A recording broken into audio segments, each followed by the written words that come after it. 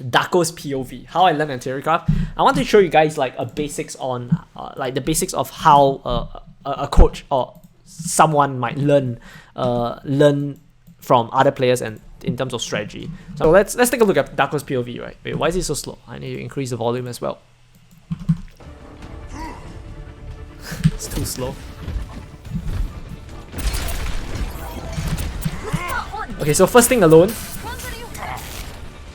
So two things already happen where we can learn from Daco, right?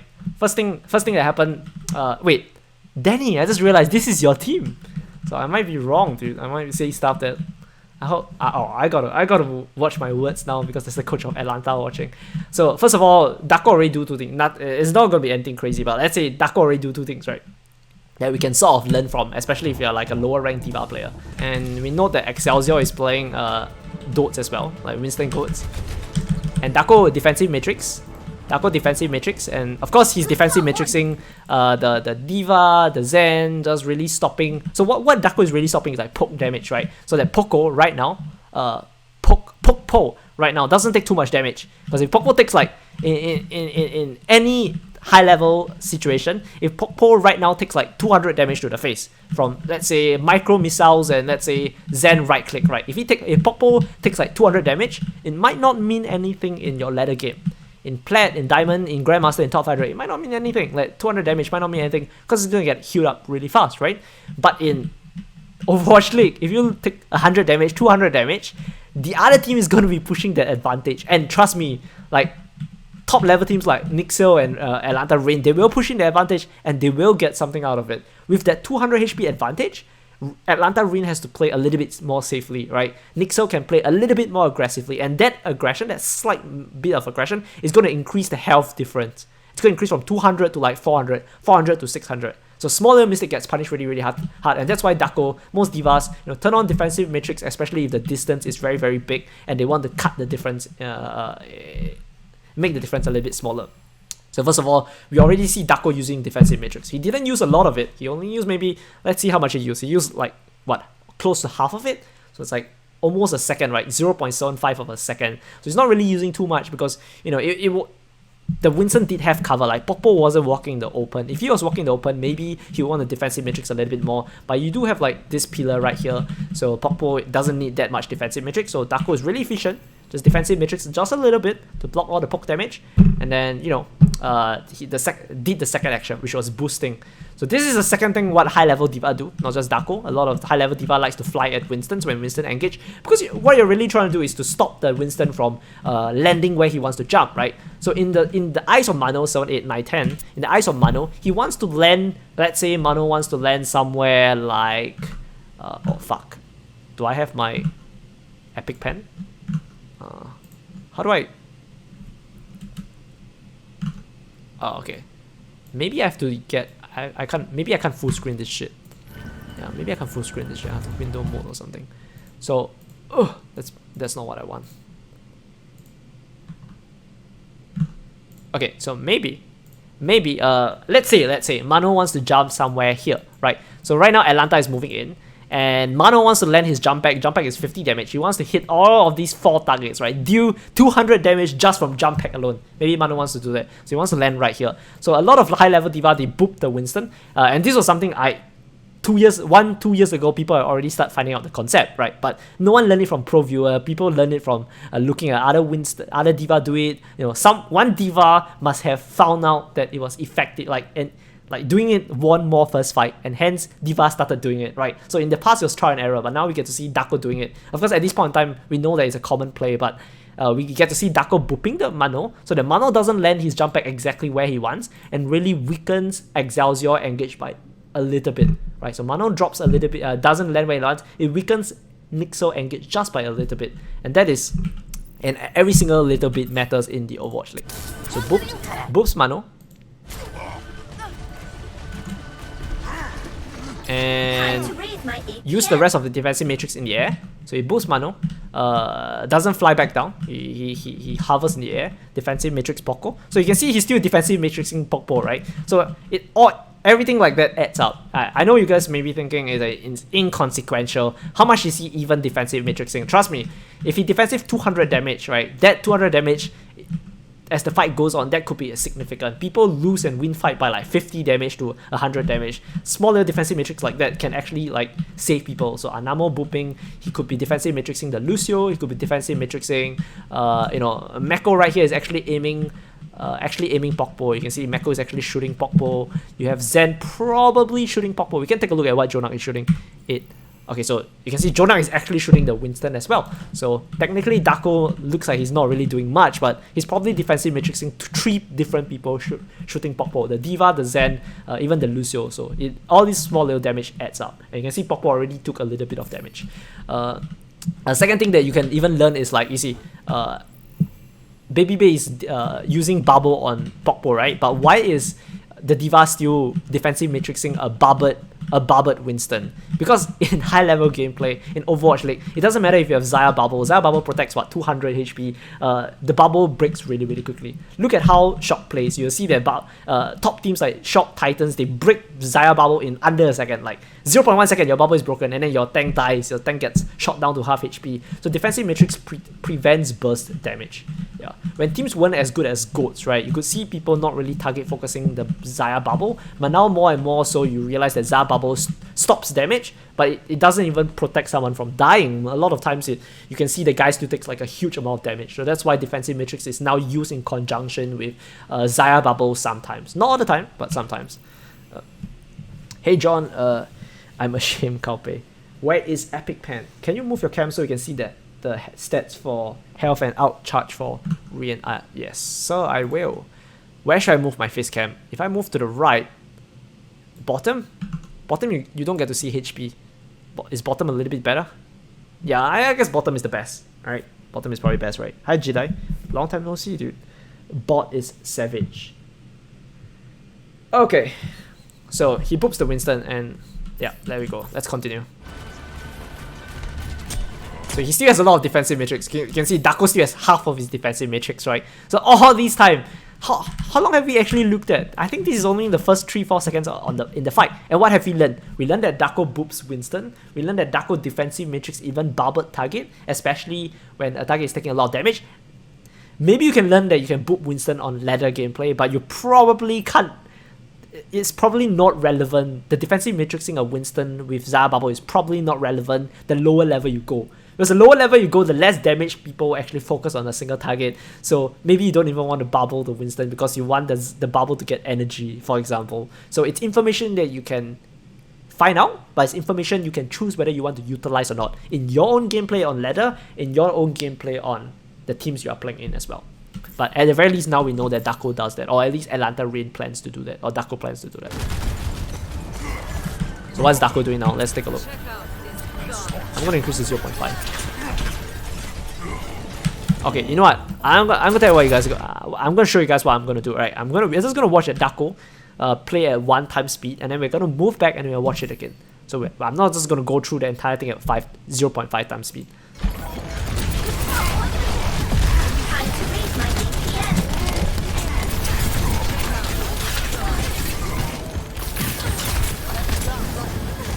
Wait, so now you guys see the second thing. Alright, this is starting to get interesting. Daco actually used his booster again. I'm telling you right now that most tier 3 and tier 4 D.Va players, Grandmaster D.Va player, they're not going to use their booster. Like right at that moment, look at when Daco uses his booster, right?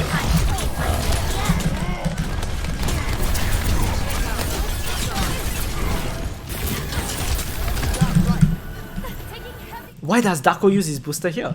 He was not in any danger. His health is high. He does not really need to move back. So why does Daco use his booster here? So now we come into the concept of play style, right? Different D.Va players, not all D.Va players are the same, right? If right now Choi Ho Bin is playing this D.Va, if right now Janu is playing this D.Va, if right now Sansum from Washington Justice is playing this D.Va, everyone's going to make a different action. Everyone's going to position slightly differently, or even like significantly different.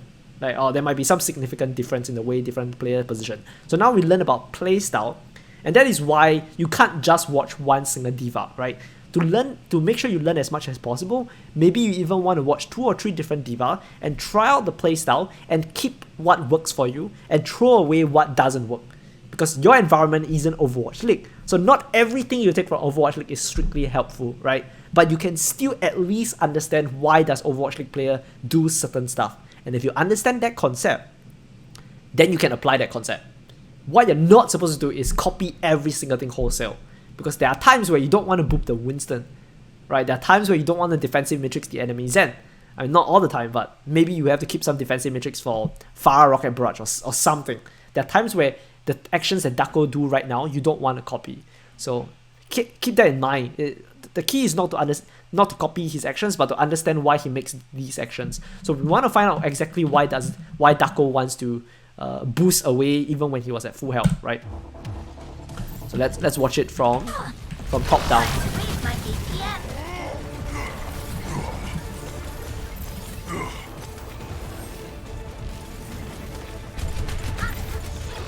Okay, so we understand a little bit better on why Daco boosts, right? First of all, Daco was playing with Pokpo at first, and the map area that they control, right? The map area that Atlanta Rain controls at first is relatively small. So at first, oh god, this is so annoying. At first, how do I even? Okay, I have to do this. At first, the map area that they control was like that. The control was like that. Why? Let's move back a little bit. Actually, can I expand this? Oh, I can. Can I expand it a little bit more? Alright, so that you guys actually get... Okay, I just need to press window key to use Epic Pen. Okay, let's move back like a couple of seconds. So you guys can see exactly the space that... So Daco is right here first. So let's take a look at who looks like they're winning. Like which team looks like they have more pressure, which team looks like they have slightly better space. So I would say that right now, I would say that Nixel has a better control of the space. Right, because you have Nene, you have Mano, you have Libro, you have Jonah, everyone just hitting these people right here. These two fellas right here. So these two fellas are probably gonna die. So right now, I would say the Excelsior, just from this frame alone, I would say Excelsior has a slight advantage in terms of space.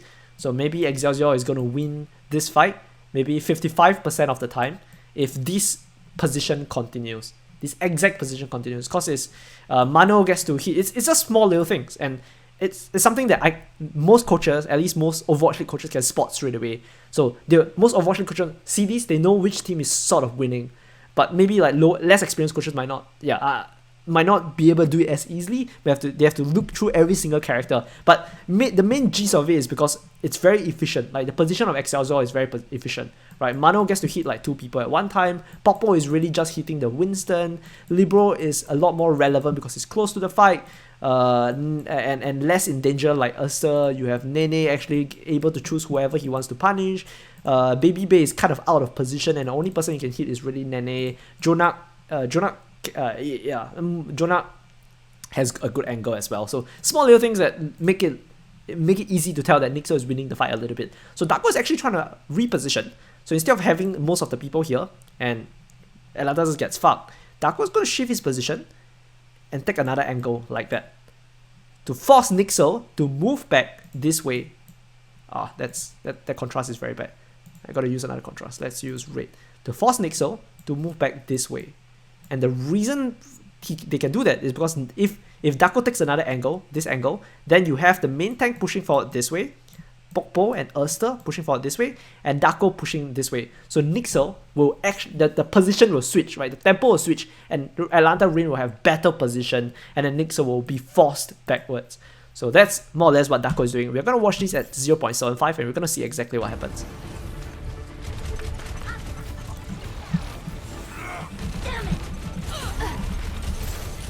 So Daco shift is going to allow the tempo to switch, because just now, 1 second ago, let's say 2 seconds ago, right, at this point in time, no, not at this point in time, they already take the, at this point in time, right, no, not even at this point in time, maybe a little bit more before.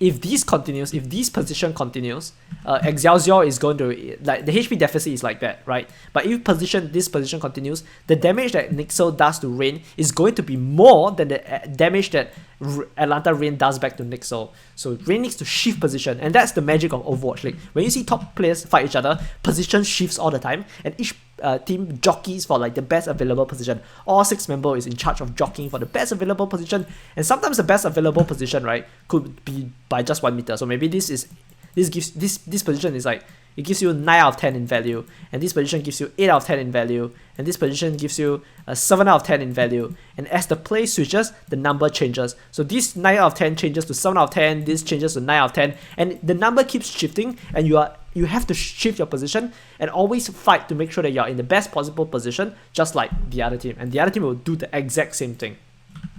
So when position, yeah. Okay, let's just continue. I don't want to be too long-winded when it comes to this. So Mako switching position now is going to make sure Daco switching position now is going to make sure that Daco is going to do a fuckload more damage. So right now Daco is what, 17%, right? Mako is 19%. So Mako is actually doing like maybe 2% more damage in the small little time frame. But look at Daco is probably going to overtake Mako. And the reason for that is because look at Daco positioning. It's immense.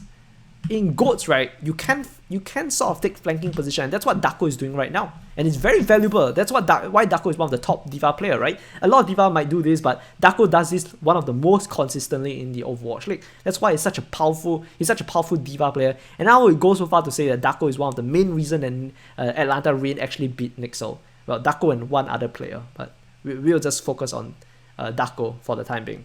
So let's go back and watch Daco all the way, right? So now, after we explain the flanking, we're going to watch Daco all the way from the start, but this time we're going to slow it to 0.75, and you guys can watch the entire first fight.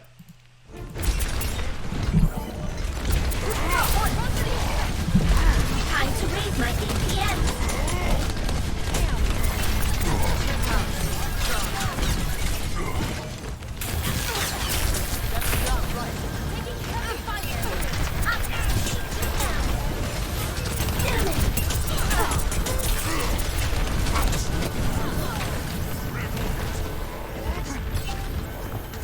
And there you have it. So Daco was instrumental in taking that off angle and dealing all that amount of damage, right? So Daco took a small little advantage, and everyone just got a lot more space because of how Daco played. You miss that friend? You say the other player is Masa? Wait, Ryan, have you been following Overwatch League? So XL3 in Twitch chat was actually used to be one of my old players, the players under me. So it was kind of embarrassing. I think I improved a lot as a coach, but back then I was very passionate. I'm still very passionate now, of course, but I was not as experienced as a coach. So the other day, one of the older players under me, my old players said, "Hey John," and he pointed out at something I told him and the team in the past, and it was wrong. I told the team a wrong thing, but I thought it was correct, and he pointed it out. And yeah, and I was like, shit. That was like close to 2 years ago, 2017, I think. So yeah, so every single coach learns and grows, and I guess I learned and grow quite a bit as well. And then when I was looking through my old coaching videos where I tried to teach my old team, I realized that there was actually quite a significant portion of that coaching, those months where I spent coaching, I actually taught them the wrong things. I taught them a lot of right things as well, but I also taught them a lot of wrong things. I'll say it wasn't that a lot, but I guess now I kind of recoiled because I was like, I used to be so bad. But of course, everyone starts from somewhere, right? So I forgive the old me, but I also noted that, man, I did not know a lot of things in the past. Okay. No wrong things, everything you say is law. You do sort of follow Overwatch League? Nice, alright. You and me both, brother. Okay. I would say that still in the past, right, when I was coaching in Singapore, my secret weapon was I always wanted to learn. My secret weapons over like players that wanted to learn and coaches want to learn was that I wanted to learn more than a lot of other players, and I tried my best to always learn, so that even if that day I wasn't a good coach, in the future, in 1 week later, I would be a little bit better a coach, right? As long as you're willing to learn, then you will always get better and better. Alright, let's continue watching the domination of Daco.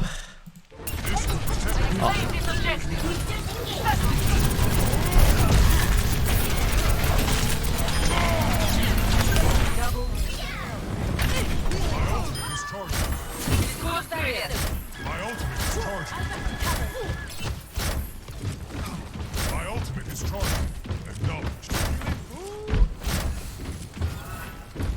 Got it. Oh, time to accelerate! Routing power to forward shield. Okay, so let's talk about what Atlanta Reign wants to do now. So yeah, there are Winston goats. They have to make the first move. They can't really let Nixel move into point, and the best way to do that for Atlanta Reign is to choke Nixel in this place we call White Room. Is to choke Nixel right here. Because once Reinhardt moves into the point, right, and Reinhardt starts to hold his shield and just stand right here, it's actually really obnoxious, and then you really can't do much. So you have to use terrain. And that's one of the theories of goats, right? Most of the teams in tier 2, tier 3 knows this. This is not a new concept.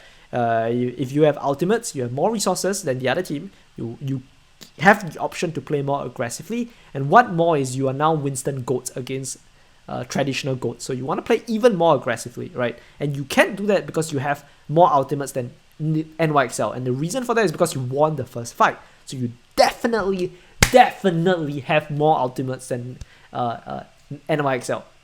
In fact, there's a high chance that Atlanta Reign Atlanta Reign knows that Jonak doesn't have Transcendent. There's a high chance that they know Anamo doesn't have support outs, right? Not even talking about like the other players of NYXL. It's a high chance that Atlanta Reign knows that they're not even close even to the ultimate that they have, like the most outcharge. They're not even close to an out. So it's 80%. Okay, honestly, that's actually quite close. So what does Atlanta Reign wants to do? So even without looking at the next fight, what does Atlanta Reign wants to do? We're going to look at Daco in a bit, but let's talk about what Atlanta wants to do. Probably use an ultimate. You don't want to start with a trance, because trance is really expensive. You want to keep it, so they're probably going to rally, because rally is cheap, and rally allows you to start a fight. You probably want to go rally, and push out really aggressively, and maybe use either Primal Rage or Diva Bomb to clinch the fight. And they want to try to kill Jonah, right? And they want to try to kill, well, they honestly don't care about who they want to go for. If Jonah is easy to go for, they can go for Jonah. Otherwise, they can go for anyone that the Winston Primal Rages backwards. So let's see what happens. You know what, we can even see it from Mano POV, Zone 8, 9, 10. Let's look at from Reinhardt POV. So once again, Nixel wants to push the point. Nixel wants to move to around here, wants to play here, wants to force everyone backwards, and then just control point and use the advantage of their shield, right? Because the strongest advantage that Reinhardt has over the Winston in goats versus goats is that Reinhardt has this massive 2000 HP shield. So if you get to push into point and you have your shield, you can swing, you can shield up, you can swing, you can shield up. When you are low, you can hold up your shield and then you can protect yourself from damage. When you are high on HP, you're topped up, you can start swinging, and it's more damage than even what the Winston can do, at least to one single target. And that's the danger of Reinhardt. The amount of damage that the Reinhardt can do, and the fact that you have a 2000 HP shield, which is literally another separate character that you can literally just block out any form of damage that's coming to you. So we talk about how Atlanta Reign wants to fight first, right? So Erster uses his rally, and the fight progresses. Into the iris. So Jonah is going to use his Transcendence, and he has to use it, right? We are going to see whether he actually has to use it in a bit. Oh, what is it? The fuck? Alright, I think it's glitching out. The pro view is not perfect.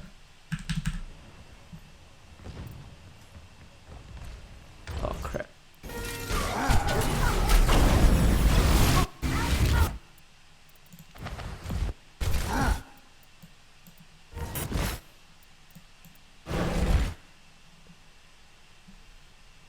Okay, we're gonna see Pokpo POV.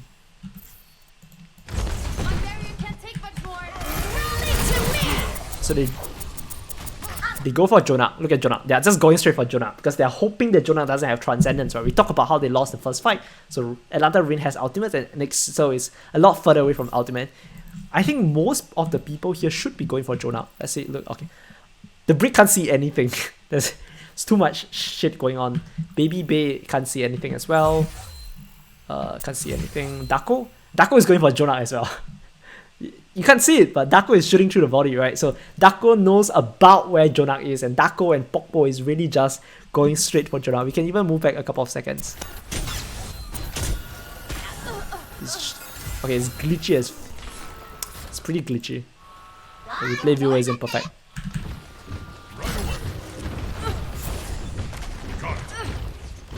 Rally, rally!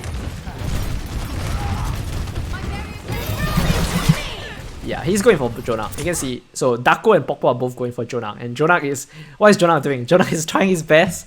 Jonak is trying his goddamn best to get his Transcendence. He's trying his freaking best. So what is Jonak doing? Trying his best. He's gonna die, he's gonna die, he's gonna die, he's gonna die, he's gonna die. Holy shit, Trans at 20 HP. So Jonak has Trans. Forced to use it because Daco and Pokpo is playing really aggressively. Good play from both Daco and Pokpo. You can see Daco is not even trying to defensive matrix, right? Maybe he defensive matrix early, but after that he stopped defensive matrixing because what's really truly important is the damage that he's pushing out. So Jonak has a Trans. Pokpo and Daco. You can actually see his HP in the Trans. So Daco and Pokpo is going to Trans. So what's the next step that Atlanta Reign wants to do? And this is something a coach will want to think about. As a player, you probably don't need to find out what you need to talk about. You only need to look at Daco and learn from Daco. Learn that Daco is shooting through Pokpo. Learn that Daco is not defensive matrixing, because the only important thing right now is damage. But as a coach, right, you kind of want to look at the top down. You kind of want to see and understand why everything is happening. Right, that's the job of a coach. You have to see exactly what each player is doing, but you also have to see why the fight is occurring this way. So that's what a coach want to do. And something a coach can try to do is think about what's going to happen next. So right now I'm looking at this. What's the next thing that Atlanta Reign wants to do? Are they going to continue shooting the Zen? No, because the Zen is in Trance, right? So it does jack. So what is the next thing that Daco can do? Daco gets stunned. Can't really do much. Let's see whether Daco has any ability usage. Doesn't really have anything. Maybe he'll turn around. Honestly, Daco is probably dead because he used his booster to fly in, so he can't get out. But he has bombed. So what he's probably gonna do is to bomb right here in the middle of the room, so that Nixel has nowhere to run. Okay, so let's look at another character. What's Pokpo gonna do? So even as a player, you can think about what these top players are gonna do next to find out whether your game sense is up to par with a top player. Of course, even if you think of the same thing as the pro player, that doesn't mean you are the standard of an Overwatch League player. Because right now, we get to pause and we get to look at every single thing of what's going to happen, and we get to think about what's going to happen next in a perfect situation. But if you're an Overwatch League player, you have to make the same decision in under like a second, in under not even 1 second. 1 second is way too long. 1 second is literally infinity. You have to make these decisions in like 0.2 seconds or something. So what is Daco is going to probably bomb because everyone's going to go for Daco. Pokpo is probably going to Primal, and he's probably going to push Mano, right? He's probably going to Primal Mano backwards towards his team. So that's probably what's going to happen. And Nixel will probably die after they use Diva Bomb and Primal Rage. So let's see what happens. We're going to slow it down to 0.25. Is it 0.25? Yeah, it's 0. And we're going to see what happens. So Daco's gonna die. Daco's gonna die. Let's watch Daco first. Daco's probably gonna die. He has no booster. He can't get out. He's gonna die. He's gonna die. So he bombs. He bombs right in the center of the room, right? Because he has no other options. We know he has no other options. Maybe if you were a Platinum Diva or a Gold Diva or even a Diamond Diva, maybe you get to get out and maybe you don't get the bomb. But in Overwatch League, if you fly in that way, you are going to die, right? But in this case, it doesn't matter because Daco has bomb. So what is Pokpo doing? Okay, let's look at what Pokpo is doing. Oh, so he did use Primal. Let's see what he used his Primal for. Fuck, why is he going like that again? Okay, there's one complaint I have about the pro viewer is that I don't want the pro viewer to go back 10 seconds and go forward 10 seconds. Every time I press the arrow key, I want to be able to edit the pro viewer so that when I press the backwards key, it goes back 2 or 3 seconds, right? Yeah, 10 seconds is way too long. 10 seconds is literally like one team fight. So we wanted to see what Pokpo do. Zaps. Zaps. Zaps. So Primals. And the best target right here is not the Diva, because Diva probably has booster and can fly away. Not Jonak, because Jonak is in Trance, but Mano right here. You can see. He's looking at Mano. Let's go!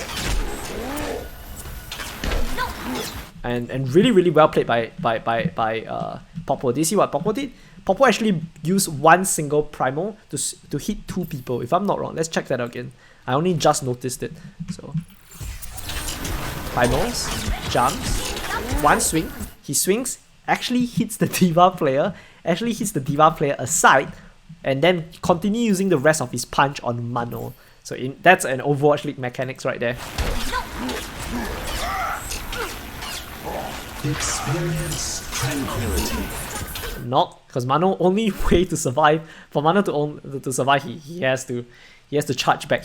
Mano needs to be right here, because Mano needs to survive with the trance, right? So Mano only way to survive is to hold his shield and literally just stand in the corner of the room and not get primal. And every one of Nixo wants to stand as close to each other as possible to make sure that the primal don't isolate someone. In this case, it's a little bit too late, Mano gets pushed, and now Mano gets isolated, and Mano is gonna die.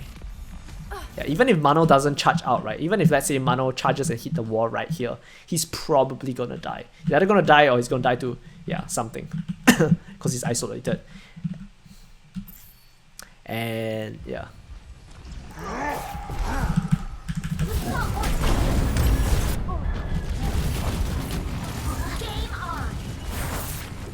Let's go back to Daco. We spent a lot of time talking about what the coach do, but we're gonna look at Daco for the rest of this. So, let's look at Twitch chat. So many particles, LSD trips. Pull back and grab, use trance if needed to push the advantage. What? You're talking about who? Nixo or Atlanta Rain? Atlanta Rain, nah. Okay, look, if I was coaching an open division team, maybe you would need to pull back and then use grab or something. But in Overwatch League, you're not gonna have the opportunity. You don't need to, or rather, you don't need to grab, right? A bomb can win the fight. A well executed Primal Rage can win the fight. So straight away, if this was open division, right, I wouldn't make the same guesses. And even if because the players, Daco and Popo might not do the same thing. Or rather, the D.Va and Winston probably won't do the same thing. Like, the level between an Overwatch League players and an open division player, even a 4.3k D.Va player, is huge. It's huge. I will tell you that if a 4.3k D.Va right now plays in the Overwatch League, feel for Nyx or anything, you will feed. You will freaking feed. Trust me, you will feed like crazy. I've seen it done before. It's like a joke. Like a 4.3k coach does step in. I've seen it done before, and it's not. Yeah, you just feed like crazy. It's different. It doesn't even matter if you're a top 500 player. You just feed like crazy in Overwatch League, because Overwatch League is like, it's above top 500. Everyone's playing at a faster tempo. You just feed like crazy.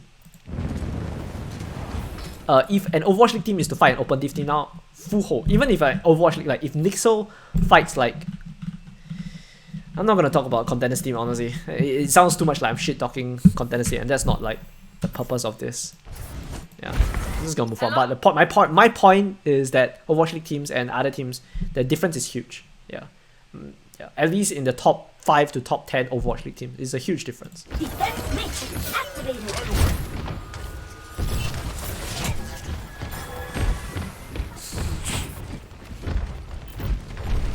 Okay, so what is Atlanta Rain gonna do now? Okay, so here's the magic, right? Let's talk a little bit about KOF. So when a team wins the first fight in KOF, right? You know what's the chance of winning?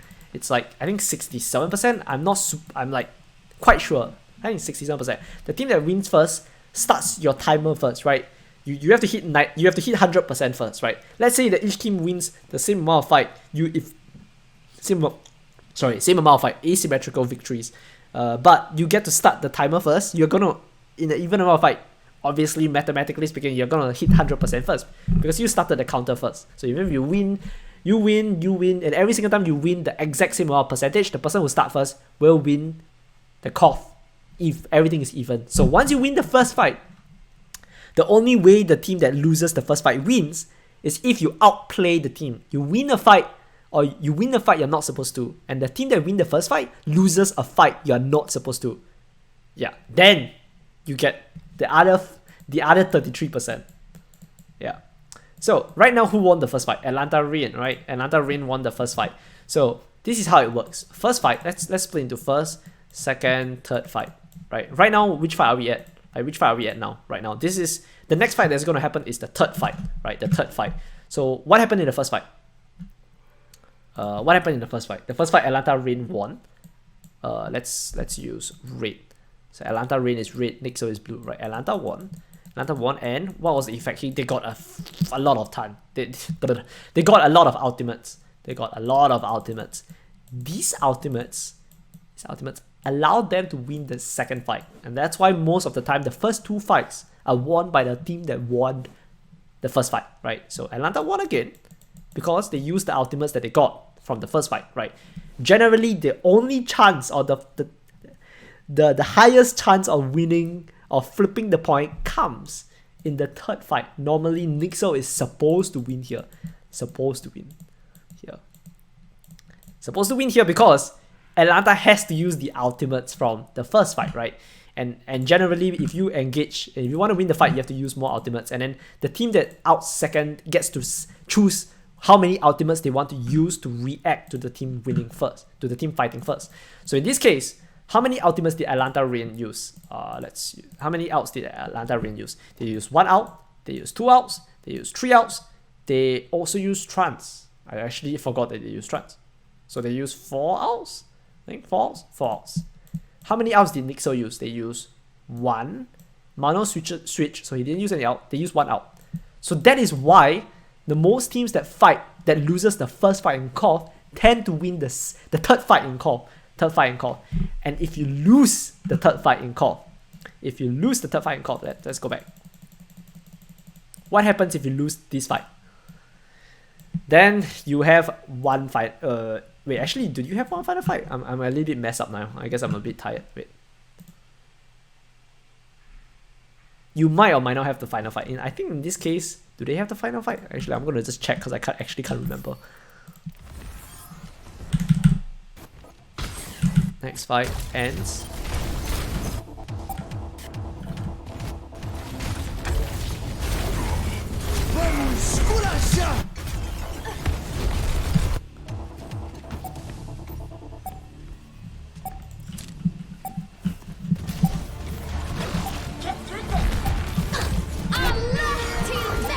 Okay, so yeah, I remember what happened now. So generally, if you lose the third fight, you will technically might have a fourth fight, but the fourth fight sometimes will be scuff. So you might have the fourth fight, but it will be scuff. So what I mean is, you are gonna need to send someone to touch the point, that sort of stuff. So it might be scuff. Well, it isn't always screwed up, but a lot of these fights, a lot of the fourth fight is kind of fucked up. Like, kinda. I'm gonna put kinda. Wait, actually, I can just type. I don't know why. I'm just right here. Let's expand. Kind of fucked up fight. Because most of the time you're not gonna have as much time as you want, right? In the first fight to the third fight, generally you get to set up flanks, you get to push into points slowly, and of course, as you set up your position, as you play slow or play fast, as you decide how do you want to take position, the timer is ticking. In the fourth fight, it's going to be 99%, so you have an extra condition. You need to send someone to touch the point. So generally, it's a kind of fucked up fight, which is why most of the time, you need to win right here. If you win in the fourth fight, if you win in this fight, then it's going to look like this. One team is going to be 99%, and it's going to flip, and then you're at 0%. Right, you're at 0%, and then you start this counter. So Nixo will start the counter at 0%, and if you win the fourth fight but lose the third fight, and that's going to mean that you need to win 4 fights in a row, and that is almost impossible against an Overwatch League level team, because the other team will know when to keep ultimates to win a fight. Like, they can just fight 4 fights, use 1 out every single fight, and then on the 4th fight, they use 6 ultimates, something like, or 5 ultimates, and you're gonna lose. So you cannot let the timer tick up to 99%. You need to win the third fight, or the chance of you winning is very, very, very low. So you guys get what I'm trying to get at? Alright. Okay, so we have 2 more fights to go. Let's go through it. We have 2 more fights to go. So we are now looking at Nixo. Reign wins the second fight, and we are going to go into Atlanta Reign's Nixo third fight.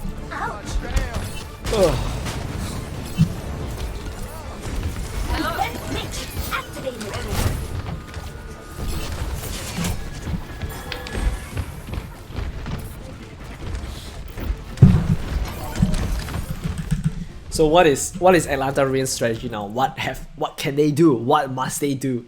Well, what Atlanta will want to do is they need to get more outs. So let's talk about what each team wants to do, right? Atlanta Reign probably still has to fight first. If they let Nixel push the point, like I mentioned, they're gonna lose because they have a Reinhardt, right? Reinhardt can do a lot when you're given this kind of space to work with. So they need to fight first. They probably want to fight first. Probably want to use Graviton Surge first. And use the Graviton Surge to build out charge. They want to use Graviton Surge to build out charge. So right now, like, I want you guys to look at the Winston out charge. I want you guys to look at why is this thing black? I want you guys to look at Daco out charge 26%, Pogba out charge 12%, Ursula out charge 28%, Dogman out charge 27%. Right? So they are technically supposed to lose this fight. But you're not gonna roll over, right? Just because you are at a disadvantage doesn't mean you're gonna automatically lose the fight. You want to try your best to win the fight. And that's why Baby Bay is playing over here. That's why Baby Bay is playing here. Because the only advantage now Atlanta Reign has is terrain advantage. Because they're controlling the point, they get to put each of their player wherever they want. While Nixel has to walk all this long way from here, and they're predictable. Atlanta Reign knows exactly who is going where, exactly how they're rotating, and the only advantage, and the advantage that Nixel has, right, and NYX has, is that they have a lot of ultimates. They have Sound Barrier, they have Graviton Surge, they have Rally, they're very, very close to, what's it called? They're very, very close to Diva Bomb. So that's why Baby Bay is playing here, because that's their only win condition. So he's going to use his Graviton Surge, and he's going to try to make sure his Graviton Surge gets as many people as possible, and that Atlanta Reign is going to rush the Graviton Surge, and you are going to see all this number go up. You're going to see Dogman get like a huge amount of outcharge, you're going to see Ulster get a huge amount of outcharge, you're going to see Daco and Poco get a huge amount of outcharge. And then, even if they lose this fight, they're trading a single Graviton Surge. They're going to trade a single Graviton Surge to get all these ultimates.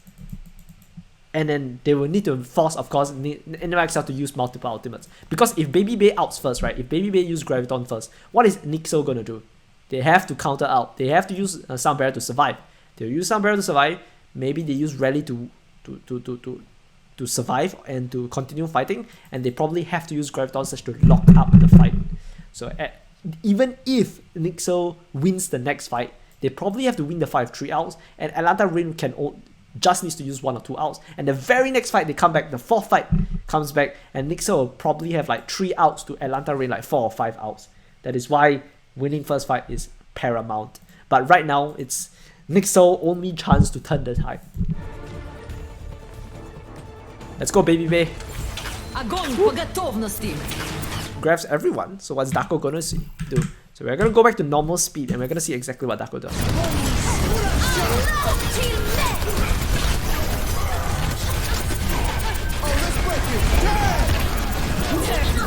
So what happened? Daco got like 40%. Popo got like, yeah, everyone got a huge amount. Ursula also got a huge amount. And Baby Bay actually managed to kill Jonah. So unlucky, but of course, Atlanta Reign has to use Sound Barrier as well. If Baby Bay didn't kill Jonah, then maybe they didn't need to use Sound Barrier, but yeah, unlucky. And the only way Nixel probably could win is if they try to use Graviton a little bit earlier, but because Nene has to use Graviton Surge to turn the tide, right? He has to use Graviton Surge to turn the light. But I'll show you guys what he sees. It's actually really hard for Nene to see anything. So he didn't dare to use Graviton Surge because it might have gotten eaten by Daco.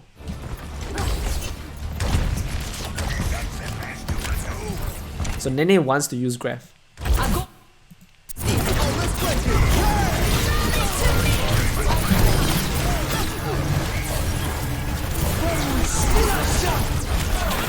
So even though we know that Nene has to use Graviton Surge to turn the tide, you can see it was actually really hard for Nene to use Graviton Surge because he doesn't know when Daco is going to eat his Grav, right? He can't see. He wants the team fight to stabilize a little bit, look at where Daco is, and then Grav to turn the tide of battle, but he doesn't even have the opportunity. Jonah died before that happened, and Baby Bay took a different angle, right? So he managed to kill Jonah standing right here. It's not even easy for Jonah. Jonah had trance, almost had trance. I'll show you Jonah POV.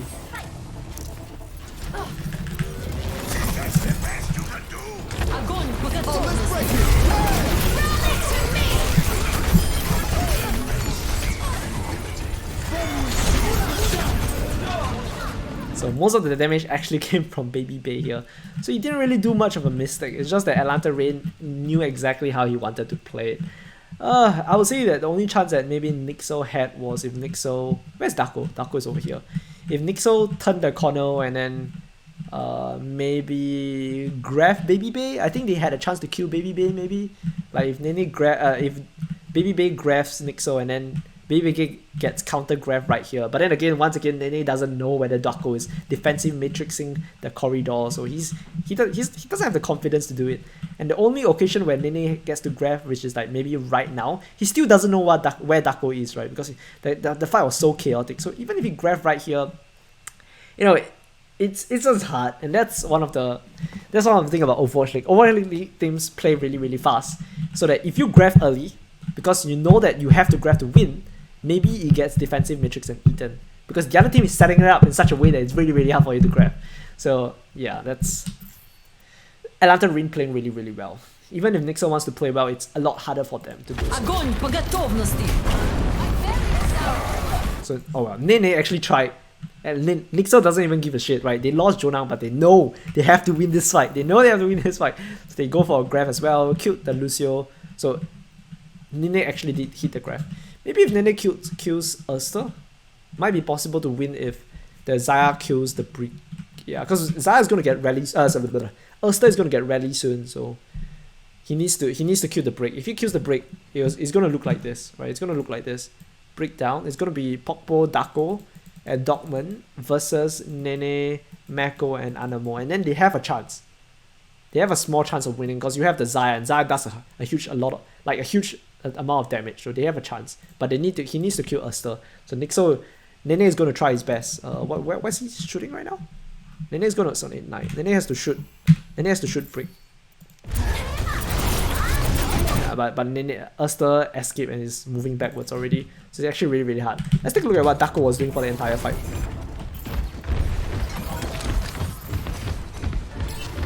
Fire at will.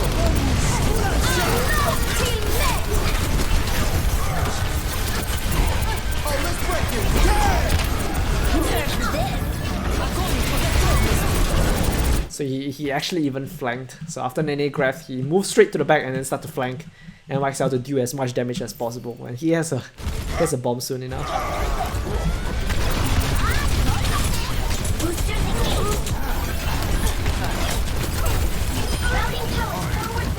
Okay, so we're gonna end the Daco POV right here, and we're gonna continue to the last part, right? So we talk about theory crafting, we talk about how one person might learn from the replay viewer. And the summary of Daco, what happened? Aggressive usage of booster to play angles, defensive matrix early in the early game to control angles from enemy Zen to prevent his tank from being burst down, and even flying to grab to get maximum value from rockets, because rockets does AoE damage, right? So he's flying into grab to get maximum value of rockets, so he's getting 2 Diva bombs in a very short time frame. So these are things that you can even learn and apply into ranked games, or if you are in a team, you can learn and apply in the team situation. So I hope that looking through the replay viewer, I showed you guys how one person might get value from looking through replay viewer by bouncing around different POVs, or maybe just focusing on one single POV to get maximum value from a player playing a specific character.